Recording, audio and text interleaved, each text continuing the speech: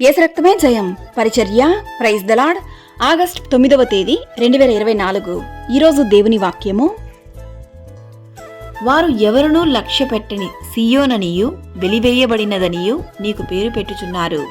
అయితే నేను నీకు ఆరోగ్యము కలుగజేసేదను, నీ గాయములను మాన్పెదను. ఇదే యెహోవా వాక్కు.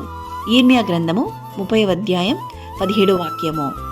అవును క్రీస్తునందు ప్రియులారా, చాలా సందర్భాలలో ఇతరులు నన్ను లక్ష్యము చేయుట లేదు, నేను అందరి చేత వెలివేయబడుచున్నాను అని దిగులు చెందుతూ ఉంటాము. నా అన్నవారే నన్ను లక్ష్యము చేయుట లేదా, నా స్థితిగతులను బట్టి నన్ను తృణీకరిస్తున్నారు అని కృంగిన నిన్ను ఆ ప్రభువు ఒక్క మాటలో ఆదరిస్తున్నాడు. నేను నీకు ఆరోగ్యము కలుగజేసేదనని, గాయములు మాన్పెదను అని.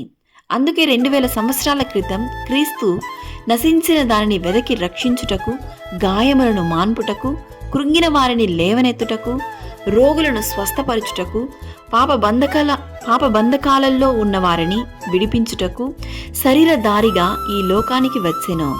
ఈరోజు ఈ వాక్యం వింటున్న ప్రియ సహోదరి సహోదరులారా, నీ పరిస్థితి ఏదైనా సరే, క్రీస్తును శరణు కోరిన ఎడల ఆయన నిన్ను చేయి విడువడు. ఆయన మిమ్మును పాప బంధకాలలో నుండి విడిపించి, వ్యసనాల నుండి, అనారోగ్య పరిస్థితి నుండి విడిపించి రక్షించుటకు ఆయన సిద్ధంగా ఉన్నాడు. ఈరోజే మీ ప్రతి సమస్యను, ఇబ్బందులను, మీరు ఎదుర్కొంటున్న ప్రతి అంధకార దురాత్మ శక్తులను బట్టి దేవుని సన్నిధిలో మీరు మొరపెట్టండి. ఆ ప్రభు అయిన క్రీస్తును ప్రార్థనలో విన్నపించి మీ జీవితాలను ఆ క్రీస్తు యేసు హస్తాలకు అప్పగించండి. దేవుడు నిన్ను ఆశీర్వదించి నీవెదుర్కొంటున్న ప్రతి బంధకాల నుండి ఆయన ఈ దినాన నిన్ను విడిపించును గాక. ఆమేన్. God bless you.